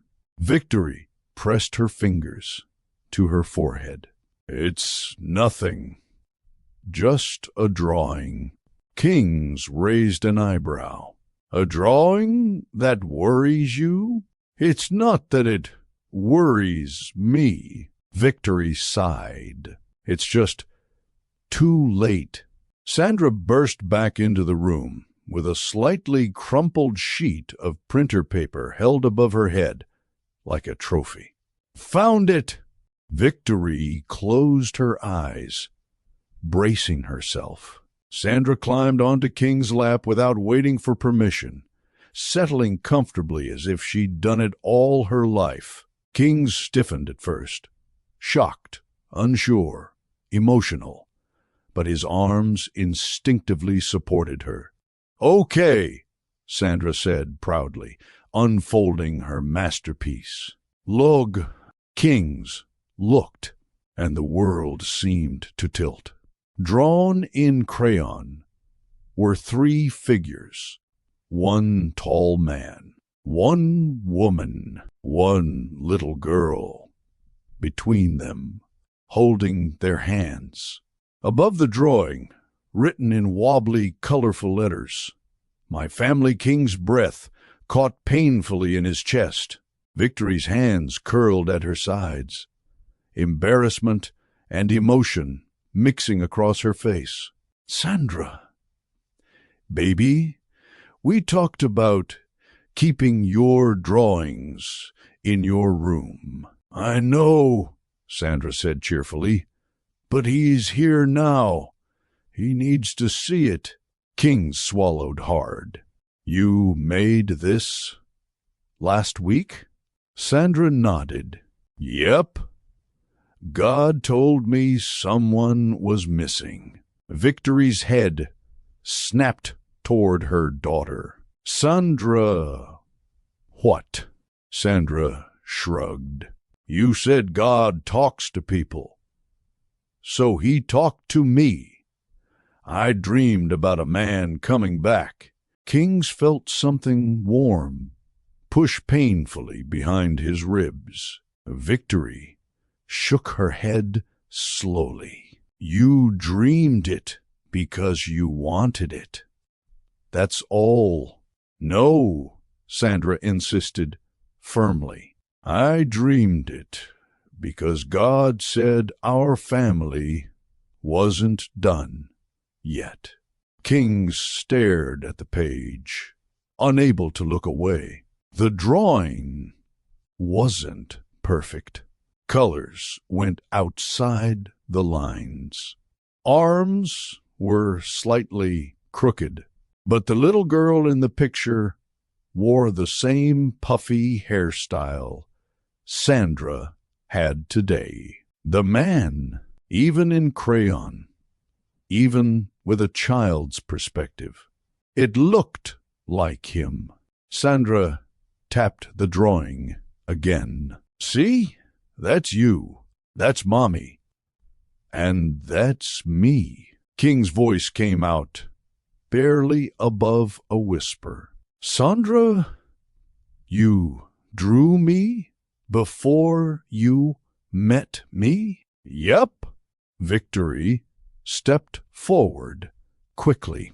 Sandra makes lots of drawings. She draws neighbors, cartoons, imaginary friends. Nope, Sandra interrupted again. This one is real. She pointed to King's crayon outline. I didn't know his name then, so I just drew him with a smile. But see, she tapped his cheek on the drawing. God told me he would come. Victory closed her eyes, overwhelmed. Kings looked at her, searching her face for how to respond. Her expression was a mixture of fear, softness, confusion, and something she didn't want him to see. Sandra tugged the paper. Daddy, do you like it? The word hit him differently this time. Not shocking, not painful, just grounding. Kings cleared his throat. I love it. Sandra grinned so wide, her eyes nearly disappeared. Good. I worked hard on it. Victory sank into the chair across from them, suddenly looking exhausted, as if the emotional weight of the day had finally caught up. Sandra, baby, you can't just draw things like this and expect life to match your pictures. Why not? Sandra asked simply. Victory gestured helplessly. Because life is complicated. Sandra blinked once. No, Mommy. Grown-ups are complicated. Life is fine. Kings bit his lip, trying not to let emotion spill out. This child, his child, spoke with such unfiltered clarity that it felt like she had been designed to cut straight through emotional armor. Sandra turned back to him. I'm happy you're here. My picture feels real now. Kings placed a hand gently on her back. I'm happy. I'm here. Oh. He looked up at Victory. Her eyes met his, and for the first time all day, she didn't look away. Her defenses lowered, not wildly, not romantically, not suddenly, just enough for him to see something unspoken. She wasn't just overwhelmed. She was hopeful and terrified of that hope. Sandra hopped off his lap and taped the drawing to the fridge with two mismatched magnets. She stepped back, admiring it proudly. "There," she announced. "Now our family picture is in the kitchen, where it belongs." Victory stood slowly, unsure whether to take it down or leave it.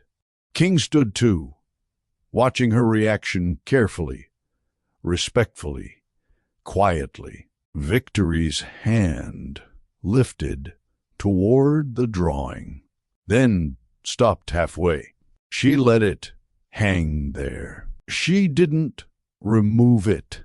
Instead, she whispered, almost to herself, "Maybe it can stay for now." Kings felt something shift, something subtle but powerful. The home didn't just feel warm now. It felt like it was letting him in. Morning sunlight slipped through the thin curtains of Victory's living room, drifting across the couch where Kings had fallen asleep. He hadn't planned to stay, he only meant to help clean up. But somewhere between washing dishes and listening to Sandra explain why cartoons needed better morals, exhaustion settled on him. Victory didn't argue. She simply placed a blanket over him and whispered good night before retreating to her room. Now the soft glow woke him gently. He blinked, slowly adjusting to the unfamiliar ceiling. The scent of lavender, Victory's favorite, lingered in the air. He exhaled, absorbing the strangeness and comfort of waking up in a home that felt nothing like his mansion. This place had warmth, presence, life. His eyes drifted to the fridge where Sandra's drawing still hung. "My family" written boldly across the top. Something inside him stirred again, a mix of longing, gratitude, and something he still didn't have a name for. Before he could sit up fully, tiny footsteps approached. Sandra appeared around the corner with wild morning hair sticking out on one side, pajama shirt crooked, dragging her small blanket like she was leading a royal parade. "Oh," she said, spotting him. "You're awake. Good. I gotta tell you something." Kings sat up straighter. "Good morning to you, too." Sandra walked right over, climbed onto the couch beside him, and stared him down with serious eyes. "Daddy, listen. God talked to me again." Kings blinked, unsure how to respond. "He did?" "Yes," she said with absolute confidence. "Last night, I had another dream." "What kind of dream?" he asked softly. Sandra took a breath like she was preparing for a sermon. "A dream about you and Mommy. Y'all are supposed to be friends again, not enemies." Kings smiled gently. "We're not enemies, sweetheart." Sandra raised one eyebrow. "Mommy said she didn't trust you yet. That's kinda like enemies." Victory's voice came from the hallway, tired but stern. "Sandra Abeni, what did I tell you about repeating everything I say?" Sandra looked toward the hallway. "You said, don't repeat it in public. But we're in the house, so it doesn't count." Victory stepped into view, hand on her hip, eyes narrowing. "Sandra, please." Kings tried not to smile. Sandra turned back to him. "Anyway, like I was saying, y'all need to fix stuff. God said so." Victory rubbed her temples. "Please ignore her. I'm not lying, Mommy," Sandra argued. "God said, if grown-ups stop being prideful, families don't break." Kings inhaled slowly, letting the words land. Victory froze. That sentence carried weight, far more than a child should even understand. Sandra pointed at him again. "So you gotta try. And Mommy gotta try. And nobody can be scared." Victory sat down across from them, the morning light softening the exhaustion in her eyes. "Baby, grown-up things are complicated." "No, Mommy," Sandra said simply. "Grown-ups make them complicated." Kings felt the truth in that, almost painfully. Victory avoided his gaze. "Sandra, honey, you don't understand." "Yes, I do," Sandra cut in. "I understand y'all used to love each other. And I understand he's trying now. And I understand you still look at him like you remember." Victory's heart nearly stopped. "Sandra, that is enough." Sandra sighed dramatically and slid off the couch. "Fine. I'm gonna get cereal. But y'all need to talk for real. Not whisper talk. Loud talk." She marched into the kitchen, leaving the room heavy with unspoken truth. Kings looked at Victory, who was staring at the floor. "Kids," Victory murmured, shaking her head, "they say everything they think." Kings leaned forward, voice soft. "She's not wrong, you know." Victory swallowed hard. "Kings, I didn't expect any of this. You being here, her reacting like this, the drawing, everything, I didn't expect it either," he replied. "But I'm grateful for it." Victory finally lifted her eyes to his, hesitant, conflicted, vulnerable. "This is scary for me." He nodded, slowly. "It's scary for me, too." "But Sandra," Victory sighed. "She doesn't hold back. She doesn't worry about rejection. She jumps in without fear. I don't have that kind of courage anymore." Kings took a quiet breath. "Then let me be the one who doesn't run this time." For a moment, neither spoke. Sandra poked her head out of the kitchen. "Is the loud talk happening yet?" Victory nearly melted into the couch. "Sandra, please eat your cereal."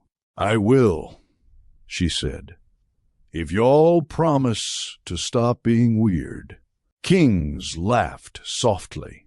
Victory hid a smile she didn't intend to show. Just like that, the morning felt lighter. And for the first time in years, Victory and Kings shared the same thing, a faint, trembling hope. Sandra munched loudly on her cereal, humming a tune that sounded like a mixture of a church song and a cartoon theme. She kicked her legs under the table, clearly pleased with herself for delivering what she believed were divine instructions. Victory moved around the kitchen with practiced grace, opening the fridge, grabbing eggs, pulling out a pan. Kings stood near the counter, unsure whether to offer help or stay out of the way. The morning sunlight caught the edges of Victory's face, highlighting the softness beneath the tiredness. She looked peaceful and heavier with emotion than she wanted anyone to see. Victory cracked an egg with one hand, her movements fluid. Kings watched her so intently, he almost forgot to breathe. "You just gonna stand there staring at me?" Victory asked, without looking up. Kings blinked. "Oh, I wasn't. I was just waiting." Sandra chewed with no shame. "He was staring, Mommy. I saw him." King sighed. "Sandra, sweetheart, maybe eat and don't comment on everything." Sandra swallowed. "But I like commenting." Victory shook her head, a small smile tugging at her lip.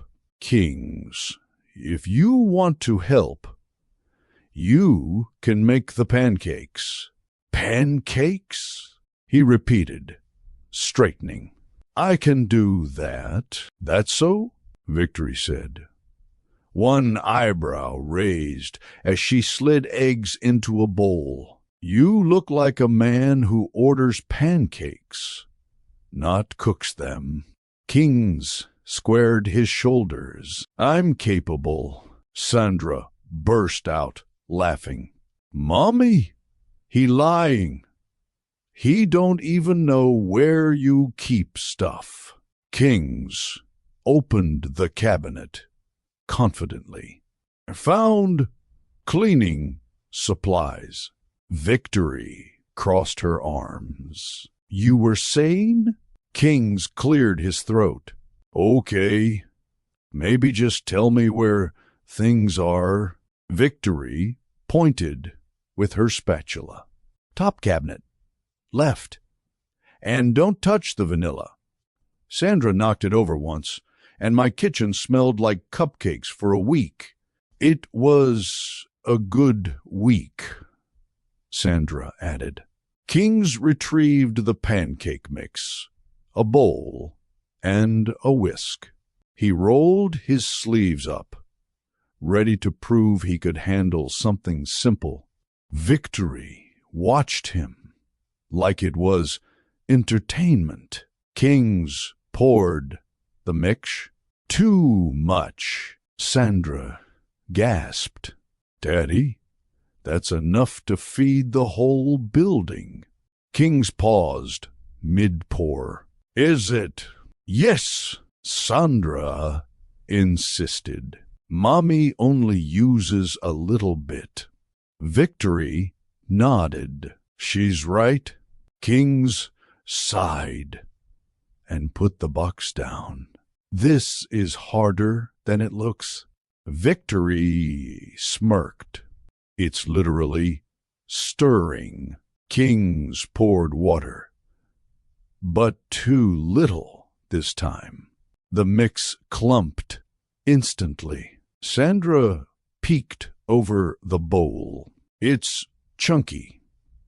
Pancakes not supposed to chew back."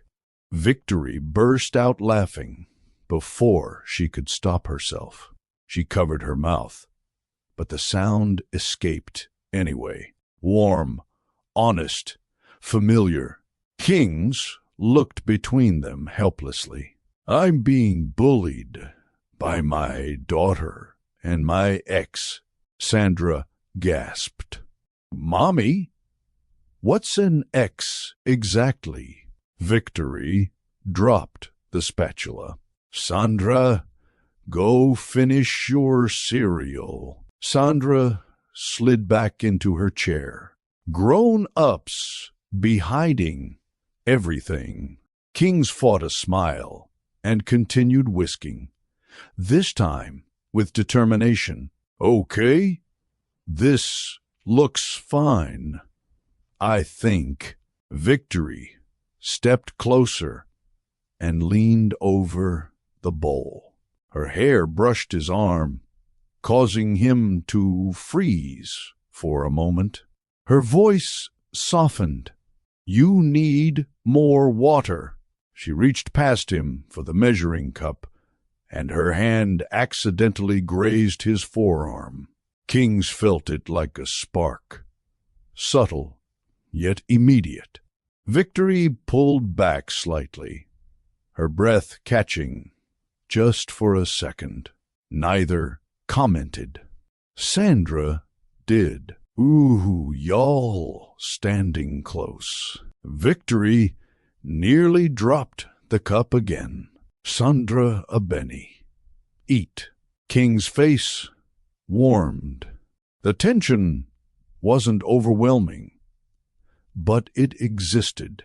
Quiet, careful, unspoken. He tried flipping the first pancake and failed spectacularly. The batter folded onto itself, landing on the edge of the pan like a defeated napkin. Sandra covered her mouth. Daddy? Why it look like that? Victory's shoulders trembled with silent laughter. Kings, maybe lower the heat. I'm learning, he said defensively. You're struggling, Victory corrected, smiling. He flipped another pancake. Imperfect, but edible. Victory, I'm doing my best. She paused, meeting his eyes. I see that. Something shifted then. Not romantic, not nostalgic. Something grounded, real, like the beginning of trust. Not promised, but possible. Sandra finished her cereal and wandered back to them. Daddy, can you make heart-shaped pancakes? Kings frowned. Heart-shaped. Victory leaned against the counter. You can't even make circle pancakes. I can try, he said stubbornly. Victory's eyes softened in a way she didn't expect. Trying is good. Sandra tugged his sleeve again. Make one heart. One. If you burn it, I'll eat it anyway. Kings attempted the heart.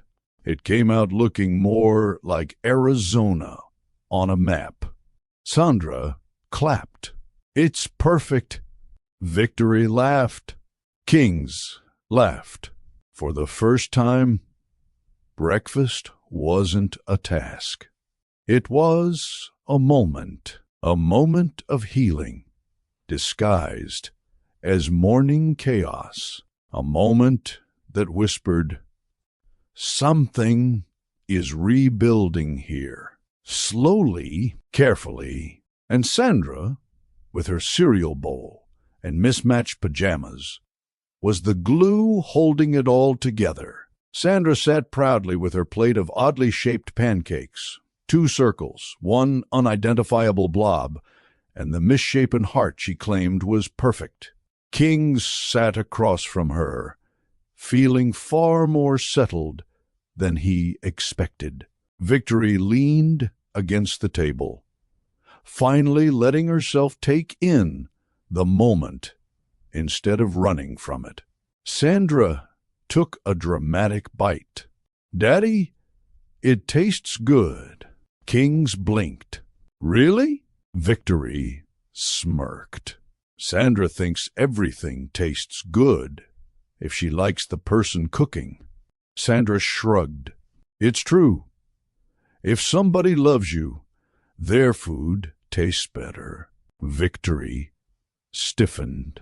Kings froze. Sandra continued eating, oblivious to the emotional grenade she'd just dropped. Victory exhaled slowly, sitting down at the table. "Sandra, sweetie, you can't just say everything that pops into your head." "Yes, I can," Sandra said simply. "God made my head. He knows what's in it." Victory rubbed her forehead. "Lord, give me strength." Kings chuckled softly. "Victory? She's honest. Maybe too honest. But she's wonderful." Victory's eyes softened at that. Not because of the compliment, but because Kings said it with genuine wonder, not obligation. Sandra pointed her fork at Kings. "You gotta tell Mommy you wanna stay in our life." Victory shot her daughter a warning glare. "Sandra!"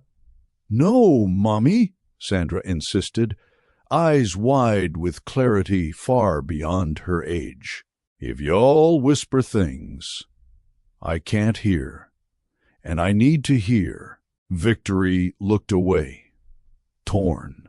Kings inhaled deeply, then placed his fork down.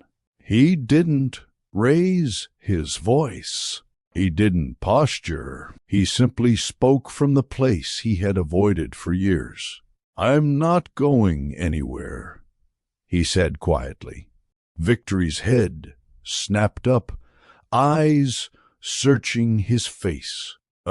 Serious," Kings continued. "I know I failed before. I know I shut you out.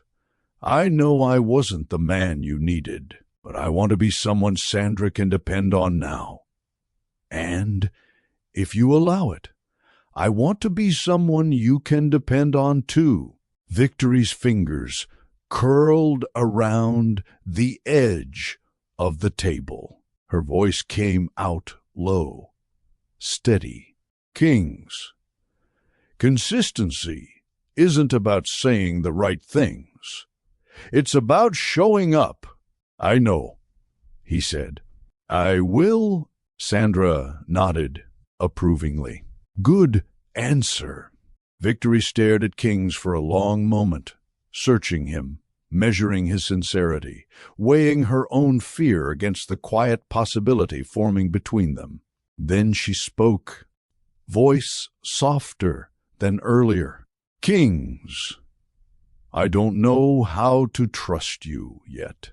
"I don't expect you to," he replied. "But," she continued, "I'm not shutting the door either." Sandra clapped loudly. "Yay. Y'all friends now." Victory's cheeks warmed. "We're trying." "Trying is step one," Sandra said wisely. "Step two is not being stubborn." Kings raised an eyebrow. "Stubborn?" Sandra pointed directly at both of them. "Yes, both of y'all."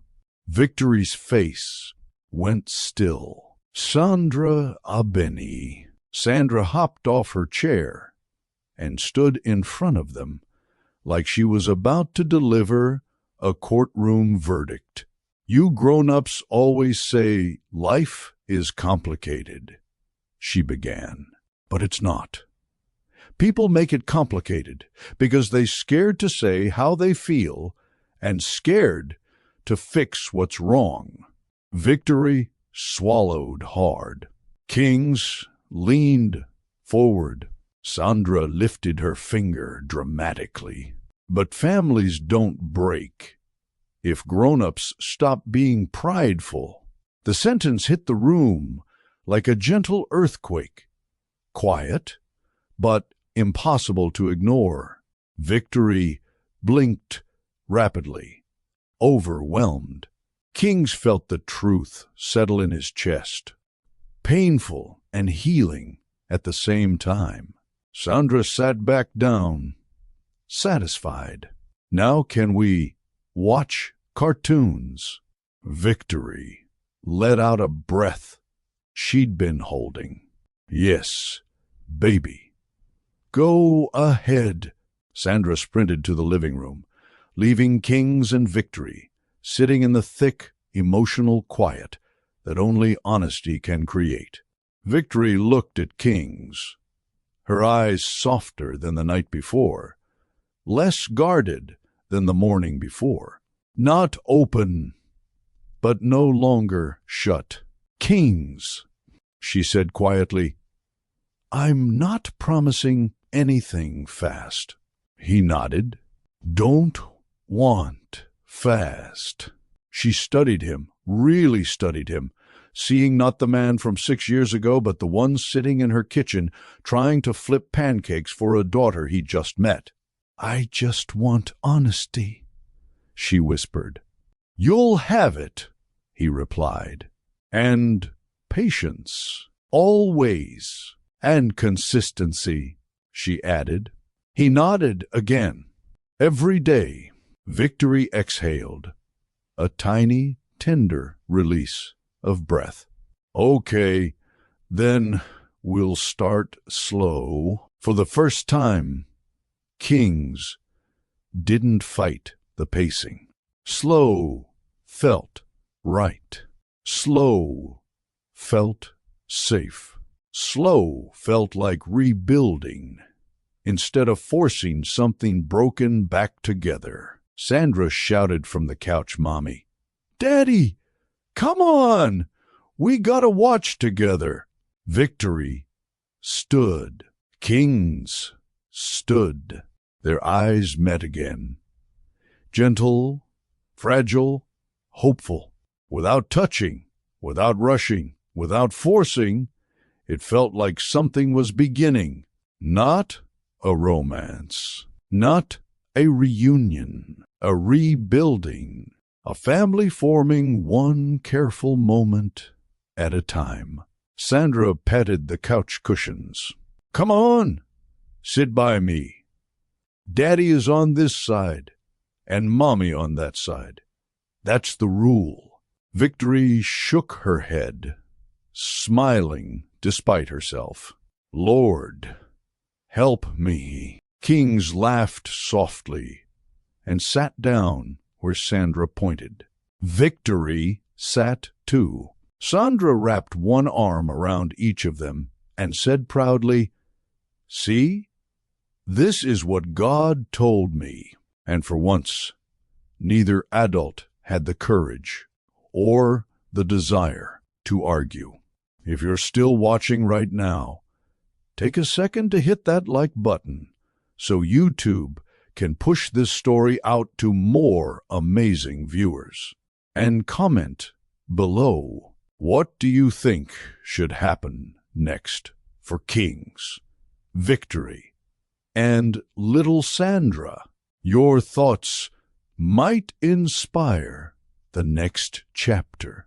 Don't forget to subscribe so you don't miss more stories that touch the heart